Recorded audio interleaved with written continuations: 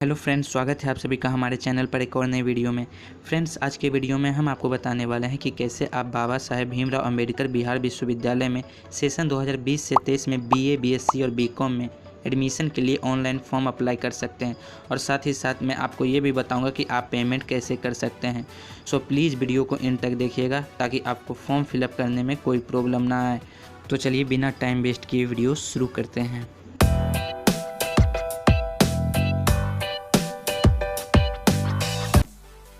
Bihar university में online form apply करने के लिए आपको www.brabu.edu.in पर चले आना है। मैं इसका लिंक डिस्क्रिप्शन में दे दूंगा। उसके बाद आपको पहला ऑप्शन दिख रहा होगा यूजी एडमिशन 2020, उस पर आपको क्लिक करना है। यहाँ आपको ऊपर साइड में कॉर्नर पर अप्लाई ऑनलाइन का ऑप्शन दिखेगा, आपको उस पर क्लिक करना है। क्लिक करने के बाद आप एक नए पेज पर आ जाएंगे। यहाँ आपको फॉर्म फिलअप करने से रिलेटेड कुछ इन्फॉर्मेशन दिए हुए हैं, आप इसे ध्यानपूर्वक पढ़ लीजिएगा। उसके बाद आपको स्क्रॉल करके नीचे आना है। यहाँ आपको I have read all instruction पर टिक करके नेक्स्ट वाले बटन पर क्लिक कर देना है। नेक्स्ट पर क्लिक करने के बाद आपको एडमिशन ओपन वाले पेज पर आ जाएंगे। यहाँ कोर्स नेम में आप जो भी कोर्स करना चाहते हैं आप उसे सिलेक्ट कर लें, बीए, बीएससी या बीकॉम। उसके बाद आपको अप्लाई के नीचे क्लिक हेयर पर क्लिक करना है।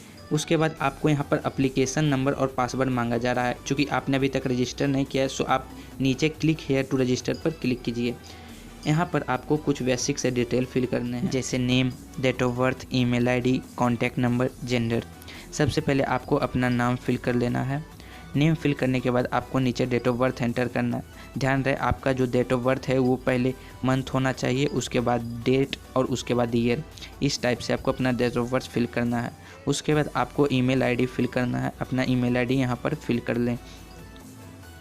ईमेल आईडी फिल करने के बाद आपको आपका मोबाइल नंबर मांगा जाएगा।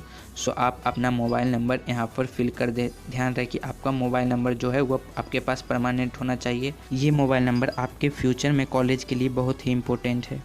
मोबाइल नंबर फिल करने के बाद आपको अपना जेंडर सेलेक्ट करना है। इसके बाद आपसे कहा जा रहा है कि आप एनएडी एक्नॉलेजमेंट आईडी या फिर एनएडी आईडी फिल कीजिए। एनएडी आईडी एक स्टूडेंट के लिए उसका पहचान पत्र होता है। जैसे आधार कार्ड सभी भारतीय लोगों का एक पहचान पत्र है, उसी प्रकार एनएडी स्टूडेंट होने का एक पहचान पत्र होता है। अगर आप एनएडी आईडी बनाना चाहते हैं तो नीचे आप क्लिक हेयर पर क्लिक करके अपना एनएडी आईडी बना सकते हैं। उसके बाद आप यहाँ अपना डिटेल फिल कर सकते हैं। अगर आप अभी एनएडी आईडी नहीं बनाना चाहते हैं तो आप अभी के लिए इसे छोड़ सकते हैं, लेकिन मैं आपसे रिक्वेस्ट करता हूं कि जितना जल्दी हो सके आप एनएडी आईडी भी बनवा लें, क्योंकि ये आपसे कॉलेज में लिया जा सकता है। सारा डिटेल फिल करने के बाद अब आप नीचे रजिस्टर वाले बटन पर क्लिक कर दें। रजिस्ट्रेशन कंप्लीट करने के बाद आपके मोबाइल नंबर और आपके ईमेल आईडी पर एक एप्लीकेशन नंबर और पासवर्ड भेजा जाएगा। आप उस एप्लीकेशन नंबर और पासवर्ड से यहाँ पर लॉगिन कंप्लीट कर लें। सो यहाँ पर अब मैं अपना एप्लीकेशन नंबर और पासवर्ड फिल करके अपना लॉगिन प्रोसेस कंप्लीट कर लेता हूँ। डिटेल फिल करने के बाद नीचे आपको लॉगिन का बटन दिख रहा होगा, आपको लॉगिन वाले बटन पर क्लिक करना है। लॉगिन कंप्लीट करने के बाद अब आपसे आपका डिटेल पूछा जाएगा। यहाँ पर सबसे पहले आपका फर्स्ट नेम, मिडिल नेम और लास्ट नेम हिंदी में पूछा जा रहा है, तो आप इसे अपने अनुसार भर दें। उसके बाद आपसे आपका आइडेंटिफिकेशन टाइप पूछा जा रहा है, आप यहाँ पर सेलेक्ट करके अपना आइडेंटिफिकेशन नंबर यहाँ पर फिल कर दें। उसके बाद आपसे आपका रिलीजन पूछा जाएगा, आप इसे अपना रिलीजन सेलेक्ट कर लें। रिलीजन सेलेक्ट करने के बाद अब आपसे आपका कैटेगरी पूछा जाएगा। उसके बाद आपसे स्टूडेंट कोटा पूछा जा रहा है। अगर आपके पास स्टूडेंट कोटा है तो आप इसे फिल कर सकते हैं, नहीं तो इसे छोड़ भी सकते हैं। इसके बाद आपसे आपका एनएडी आईडी मांगा जा रहा है, तो मैंने इसे आपको शुरू में ही बता दिया है। सारा डिटेल फिल करने के बाद आपको स्क्रॉल करके नीचे चले आना है। यहाँ आपसे आपका करेंट एड्रेस पूछा जा रहा है, तो आप यहाँ पर अपना एड्रेस फिल कर दें।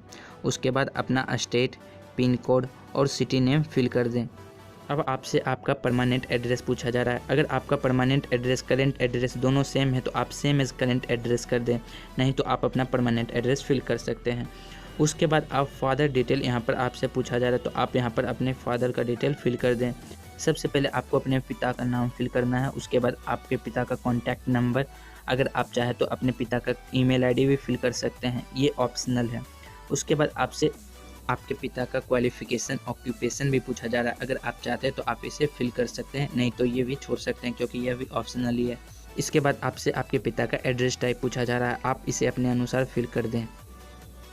एड्रेस टाइप फिल करने के बाद आपने जो भी एड्रेस टाइप सेलेक्ट किया है उसके अनुसार अपने पिता का एड्रेस फिल कर दें। यहाँ आपसे एड्रेस, सिटी, पिन कोड और स्टेट पूछा जाएगा। इन सभी डिटेल को फिल करने के बाद अब आपसे आपके मदर का डिटेल पूछा जा रहा है, तो सबसे पहले अपने माता का नाम यहाँ पर फिल कर दें। उसके बाद आप उनका कॉन्टैक्ट नंबर और अगर आप चाहें तो उनका क्वालिफ़िकेशन और ऑक्यूपेशन भी फिल कर सकते हैं। उसके बाद आपको फिर से एड्रेस टाइप पर क्लिक करना है और एड्रेस अपने अनुसार चूज कर लेना है। एड्रेस टाइप सेलेक्ट करने के बाद आपको उसके अनुसार ही यहाँ पर एड्रेस फिल करना है। यहाँ भी आपसे एड्रेस, सिटी, पिन कोड और स्टेट नेम पूछा जा रहा है। इन सभी डिटेल को फिल करने के बाद आपको नीचे आना है। नीचे आपको बताया गया है कि अगर किसी कैंडिडेट के माता या पिता नहीं हैं तो आप प्लस वाले आइकन पर क्लिक करके किसी भी गार्जियन का डिटेल फिल कर सकते हैं। सारा डिटेल फिल करने के बाद आपको सेव वाले बटन पर क्लिक कर देना है। अब आपसे यहाँ कोर्स डिटेल और कॉलेज चूज करने के लिए कहा जाएगा। तो सारा डिटेल पहले फिल है। अब आप ऑनर सब्जेक्ट पर क्लिक करके अपना ऑनर सब्जेक्ट चूज कर लें। उसके बाद यहाँ पर कुछ गाइडलाइन दिए गए हैं, आप इसे ध्यान से पढ़ सकते हैं। यहाँ आपको 2 सब्जेक्ट सब्सिडरी सब्जेक्ट ग्रुप से चूज करना है। उसके बाद आपको यहाँ बताया गया है कि आप इस कंपोजिशन सब्जेक्ट ग्रुप से हिंदी चूज करते हैं तो आपको 100 मार्क्स का हिंदी पढ़ना पड़ेगा, और अगर आप हिंदी के अलावा और कोई सब्जेक्ट चूज करते हैं तो आपको 50 मार्क्स का हिंदी और 50 मार्क्स का अदर सब्जेक्ट पढ़ना पड़ेगा, जैसे इंग्लिश, संस्कृत और उर्दू, जो भी सब्जेक्ट यहाँ पर दिए हुए हैं। इसके बाद आपको बताया गया है कि आपको जनरल सब्जेक्ट ग्रुप से एक सब्जेक्ट चूज करना है। यहाँ पर एक ही सब्जेक्ट शो कर रहा है जो कि है जनरल स्टडीज़, आप इसे टिक कर लें।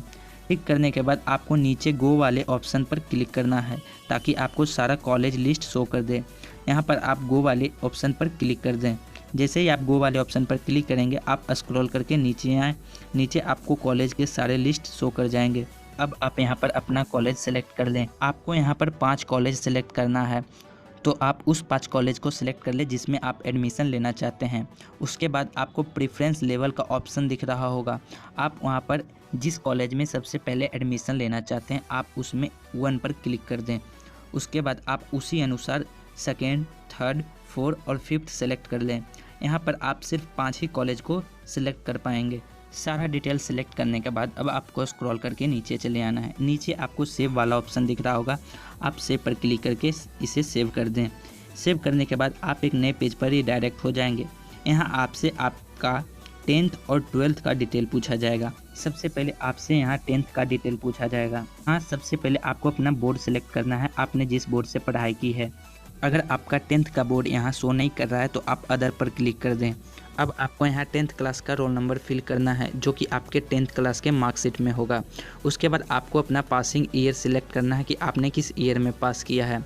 अब आपको मीडियम चूज करना है, आपने किस मीडियम से पढ़ाई की है, हिंदी या इंग्लिश या फिर अदर। इसके बाद आपसे एजुकेशन टाइप पूछा जा रहा है तो आप इसे अपने अनुसार सेलेक्ट कर लें। यहाँ आपसे आपका स्कूल यानी इंस्टीट्यूट नेम पूछा जा रहा है तो आप यहाँ पर अपने स्कूल का नाम फिल कर दें जो कि आपने 10th क्लास में पढ़ाई की थी। उसके बाद आपको सिटी, पिन कोड और आपने कितना परसेंटेज आपको 10th क्लास में आया है आप उसे यहाँ पर फिल कर दें। इसके बाद आपसे क्लास 12th का डिटेल पूछा जा रहा है तो सबसे पहले यहाँ पर बोर्ड पर सिलेक्ट कीजिए और अपना क्लास 12th में जिस बोर्ड से एग्ज़ाम दिया है आप उसे सिलेक्ट कर लें। उसके बाद आपको अपना रोल नंबर फिल करना है क्लास 12th का जिसे आपने एग्ज़ाम दिया है। रोल नंबर फिल करने के बाद अब आपको आपसे पासिंग ईयर पूछा जा रहा है तो आपने जिस ईयर में क्लास 12 पास किया है आप उसे यहाँ पर फिल कर दें।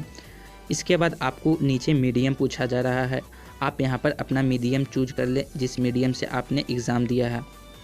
मीडियम चूज करने के बाद आपको एजुकेशन टाइप सेलेक्ट करना है।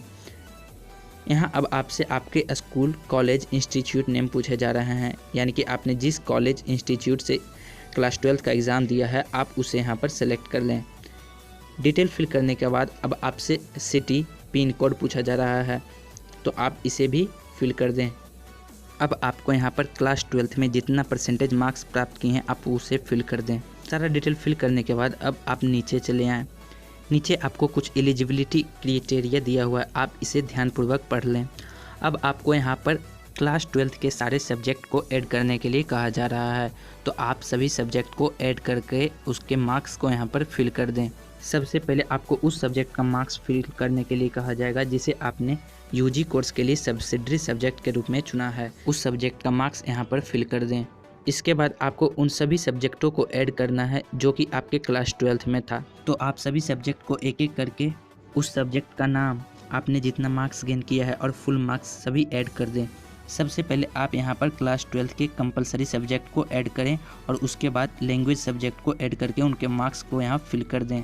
क्लास 12th के सारे सब्जेक्ट को ऐड करने के बाद और उनके मार्क्स फिल करने के बाद आपको नीचे सेव वाले बटन पर क्लिक कर देना है। सेव पर क्लिक करने के बाद आप एक नए पेज पर आ जाएंगे। अगर आप वार्ड कोटा के कैंडिडेट हैं तो आपको यहाँ फैमिली एफिलिएशन डिटेल फिल करना पड़ेगा।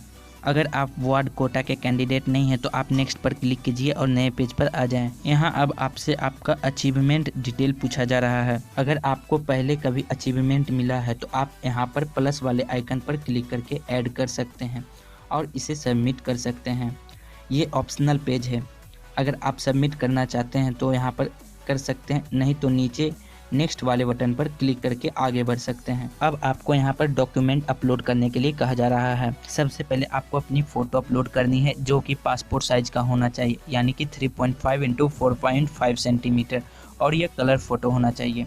फ़ोटो अपलोड करने के लिए आपको प्रोफाइल वाले आइकन पर क्लिक करना है।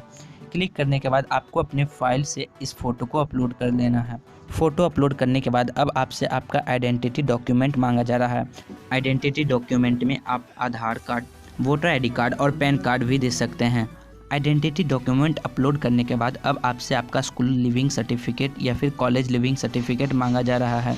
अगर आपको लिविंग सर्टिफिकेट कॉलेज के द्वारा मिल चुका है तो आप इसे अपलोड कर सकते हैं, नहीं तो आप इसे भी छोड़ सकते हैं क्योंकि यह ऑप्शनल है।